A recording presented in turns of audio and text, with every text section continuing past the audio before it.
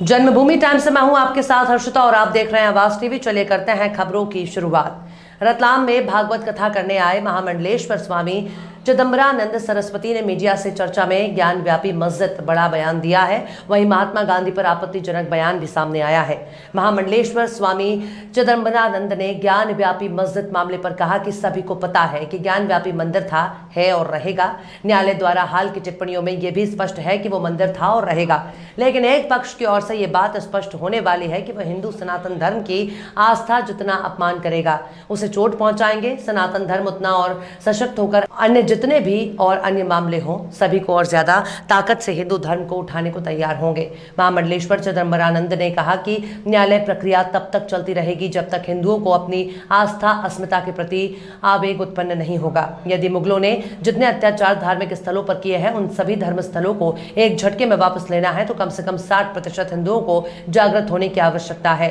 महामंडलेश्वर चिदंबरानंद ने महात्मा गांधी को लेकर भी बड़ा विवादित बयान दिया है। उन्होंने कहा कि महात्मा गांधी का वध किया गया है, ना कि हत्या, क्योंकि महात्मा गांधी ने छोटी छोटी बात के लिए अनशन किया, लेकिन उन्होंने भारत के बंटवारे पर कभी विरोध नहीं किया, ना ही बंटवारा रोकने के लिए अनशन किया। इसके बाद भी महात्मा गांधी ने मुस्लिम परस्ती दिखाकर अति कर दी। जब बंटवारे के वक्त हिंदू दिल्ली जामा मस्जिद में रुके तो महात्मा गांधी ने कड़कड़ाती ठंड में हिंदुओं को बाहर कर दिया और हिंदुओं को कहा था कि इनके धर्म स्थल पर नहीं रह सकते। इसके अलावा पाकिस्तान को पैसा देने की बात भी महात्मा गांधी ने कही थी।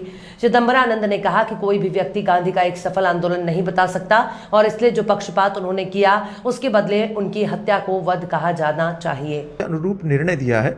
पूरा विश्व इसी निर्णय को देख रहा होगा, समझ रहा होगा कि भारत का न्यायालय एक पक्षी होकर के कार्य नहीं कर रहा है। ये तो हमारे पक्ष में ही बात जाती है।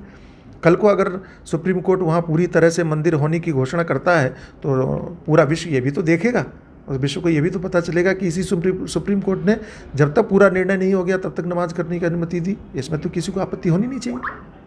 आपने एक बात और कही है कि महात्मा गांधी का वध हुआ था, न कि हत्या है। इस आप किस परिप्रेक्ष्य में बात कही है? इस परिप्रेक्ष्य में इसलिए कहता हूँ कि जो सामान्य जनमानस है वो इन बातों से अपरिचित है, जानता नहीं है। मुझे बड़ा पीड़ा और दुख होता है कि जिन महात्मा गांधी ने छोटी छोटी बातों के लिए अनशन किया, अनशन की धमकियाँ दिया, ऐसा नहीं होगा तो हम अनशन कर लेंगे, ऐसा होगा तो हम अनशन कर लेंगे, लेकिन उन्हीं महात्मा गांधी ने जब देश का बंटवारा होने की बात आई तो उन्होंने अनशन की बात नहीं की, ना उन्होंने अनशन किया और देश के टुकड़े हो जाने दिए। उन्हीं महात्मा गांधी ने कहा था कि देश के टुकड़े मेरी लाश पर हो गए, लेकिन देश के टुकड़े भी हुए और वो जीवित भी रहे।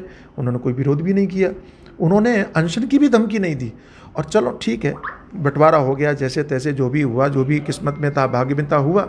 लेकिन उसके बाद उन्होंने जो मुस्लिम परस्ती दिखाई, मुस्लिम तुष्टीकरण के लिए अति कर दी। अगर आपको पता हो तो उन्होंने जब बंटवारे से पीड़ित हिंदू और दिल्ली में जामा मस्जिद में आकर के पड़े थे और वहाँ उस मस्जिद में उन्होंने आश्रय ले लिया तो कड़कती ठंड में उन मस्जिद में पड़े हुए हिंदुओं को उन्होंने बाहर जाने के लिए कहा कि तुम यहाँ इनके धर्मस्थल पर नहीं रह सकते हो। इस तरह की पीड़ादायक बातें करना, पाकिस्तान को पैसा देने की बात करना, जब बंटवारे में सब कुछ हो गया तो आप उसके पक्ष में बात क्यों करते हैं? इस तरह की उनकी बहुत सारी बातें थीं और मतलब विस्तार करने जाएंगे तो बहुत हो जाएगा, लेकिन हम विस्तार नहीं करना चाहते। महात्मा गांधी व्यक्तिगत जीवन में किसी के लिए अच्छे हो सकते हैं, लेकिन राष्ट्र नेता के रूप में, राजनीतिकता के रूप में, राजनीति के रूप में, नेता के रूप में वो पूरी तरह से असफल व्यक्ति रहे। ये बात मैं नहीं कह रहा, ये स्वयं गांधी कहते हैं कि मैंने जो प्रयोग किए वो असफल रहे, मैं सफल नहीं हो पाया। और कोई भी व्यक्ति गांधी का एक आंदोलन सफल हुआ नहीं बता सकता। तो एक तरह से उन्होंने हिंदू धर्म के साथ में, उन्होंने भारत देश के साथ में जो अन्याय किया और जो उन्होंने पक्षपात किया, उसके बदले में अगर उनकी हत्या हुई तो उसको बद कहा जाना चाहिए। मतलब जो ज्ञानव्यापी मस्जिद का जो चल रहा है, इसमें आपकी क्या राय है? क्या लगता है कि वहाँ पर कोर्ट में मामला चला है, कोर्ट का फैसला क्या आना चाहिए? सबसे पहली बात तो यह है उसको ज्ञानवापी मस्जिद नहीं बोलना चाहिए। दूसरी बात यह है कि वो ज्ञानवापी हमारे इतिहास से जुड़ा हुआ है। तीसरी बात, पौराणिक इतिहास हो या धार्मिक इतिहास हो, भारतवर्ष की आस्थाओं का विषय है। इस विषय में निश्चित रूप से प्रत्येक वर्ग, चाहे वो कोई भी हो, सबको पता है कि सच्चाई क्या है। मंदिर है, मंदिर था, मंदिर रहेगा। और सुप्रीम कोर्ट हो अथवा कोई भी न्यायालय हो, उनकी हाल की टिप्पणियों से ये स्पष्ट है कि वो मंदिर था और मंदिर ही रहेगा। इसमें किसी को संशय नहीं रहना चाहिए। तो क्या उसमें और खुदाई की आवश्यकता है? खुदाई अगर निर्णय न्यायालय करना चाहे, कुछ और भी साक्ष्य इकट्ठा करने के लिए, एकत्रित करने के लिए अगर वो करना चाहे तो करे, लेकिन यदि आप भाईचारे की बात करते हो और प्रत्येक समाज से ये अपेक्षा रखते हो कि हम सब लोग एक साथ मिलकर के रहें, तो सामने वालों को भी भाईचारे का परिचय देते हुए और इस विषय को सरेंडर करके और हिंदुओं को समर्पित कर देना चाहिए, एक अच्छा संदेश जाता। लेकिन ऐसा न करके वे अपनी हठ धर्मिता दिखाकर न केवल हिंदुओं को और भी अपमानित कर रहे हैं, लेकिन एक पक्ष से ये बात बहुत अच्छी सिद्ध होने वाली है, क्योंकि वे जितना हिंदुओं को या सनातन धर्म की आस्था को चोट पहुंचाने का काम करेंगे, सनातन धर्म उतना ही और सशक्त होकर के अन्य जितने भी विषय हैं, चाहे वो कुतुब मीनार का हो, चाहे वो ताजमहल का हो जिसको हम तेजो महल कहते हैं, चाहे अन्य जितने भी मंदिर हैं, चाहे आपके मध्य प्रदेश में धार में भोज मंदिर का हो, सरस्वती मंदिर का हो, ये सभी विषय और भी आक्रामक तरीके से हिंदू उठाने के लिए आगे बढ़ने के लिए तैयार होंगे।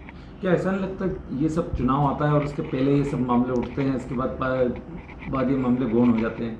हाँ नहीं, मेरा मतलब ये है कि पहली बात तो ये है कि ये राजनीतियाँ कैसे कब तक हुई इन विषय पर मैं नहीं पढ़ना चाहता, लेकिन वर्तमान समय में हम ये नहीं कह सकते कि केवल चुनाव के समय होता है, बाद में गौड़ हो जाती हैं। क्यों? क्योंकि हमने देखा है कि राम मंदिर बना, क्योंकि हम देख रहे हैं कि धारा 370 हटी, क्योंकि अभी की खबर में बस इतना ही। देश दुनिया की खबरों के लिए देखते रहिए आवाज टीवी। अपने आसपास की खबर को प्रसारित करने के लिए हमारे व्हाट्सएप नंबर 7517560101 पर संपर्क करें। वेब पोर्टल jbtawaz.com लॉगिन करें और हमारे चैनल को सब्सक्राइब जरूर करें। नमस्कार।